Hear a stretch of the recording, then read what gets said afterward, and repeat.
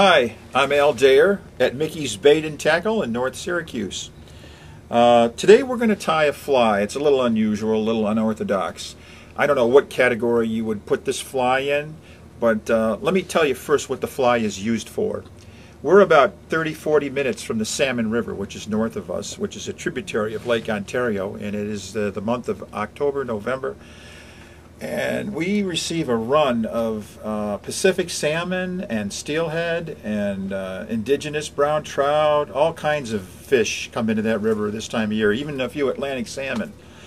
And there's a category of flies that they tie that are very simple. They represent, who knows what they represent, maybe an insect attaching itself to an egg, which would be like an egg-sucking leech. But these flies are very effective, very simple to tie for these types of fish that are in the Salmon River this time. You'll see this pattern. It has a bead, which is made from plastic, and it has a body of dubbing. It has a tail made of yarn, and we have a collar from hen hackle.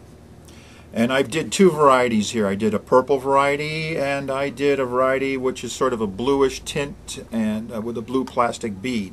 Again, they both have red yarn tails. And I'll describe the kind of hook that they typically like to use for this fly.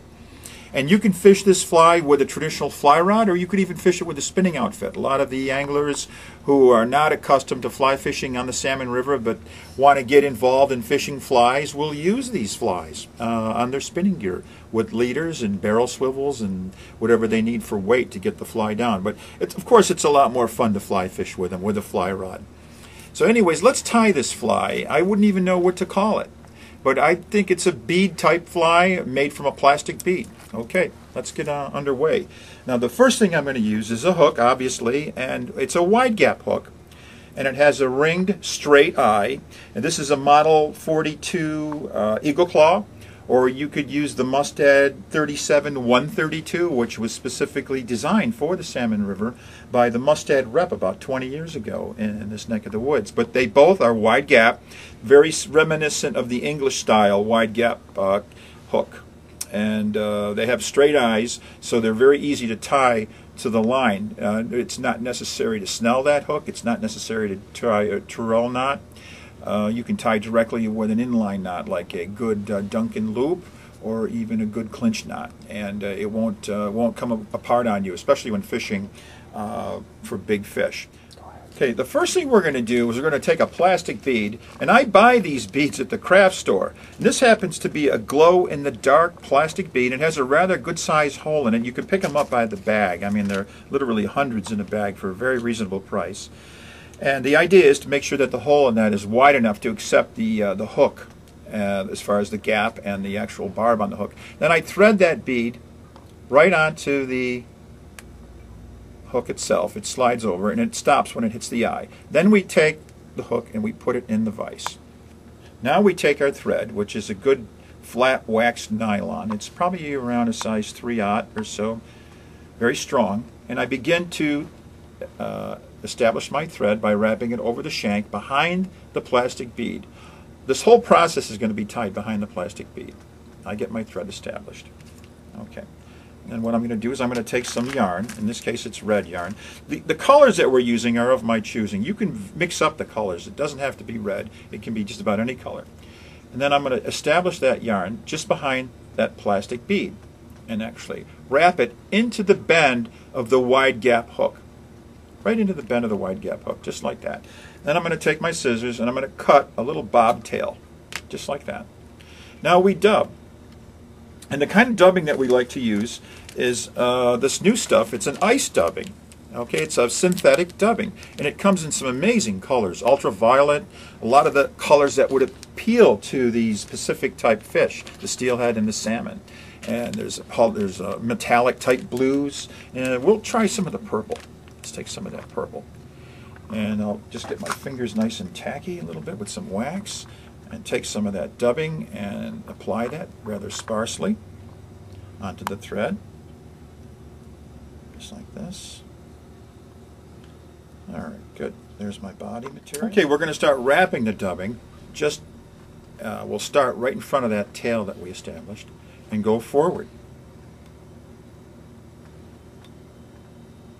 Okay, and we'll leave just a slight gap behind that plastic bead. We want to build it up with some thread because we don't want that bead to come back, have any movement going back. We want to build like a dam there. But there'll be a little decided gap for the hackle to be established. There's our hackle. We're using like a fluorescent pink type hackle. And I'm going to tie that in at the tip, by the tip, not by the stem, because the stem's a little thick. We'll get that established with the tip of the hackle. And I can trim that. Okay, then I'll take my trusty hackle pliers and attach that to the stem.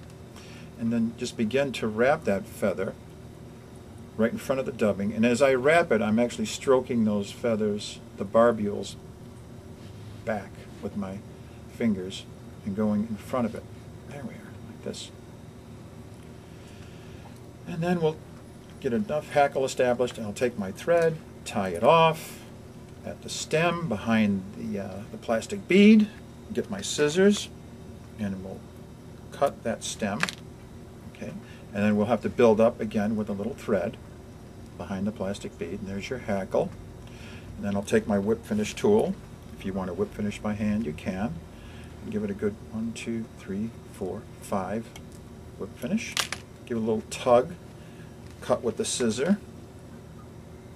Okay, there's our fly. And we can add a little cement with a needle. I like using the water-based cement because it doesn't react with the plastic bead. But what we'll do is we'll just line all our flies up here, and then we'll cement them individually. If you use a toxic cement, like an alcohol base, you want to vacate the area. This way you're not constantly getting exposed to fumes. I guess that's one of my things. And but we'll just take a little drop of cement and then just go right behind the eye with that, or the bead head with that, and there you have it. There's your little fly.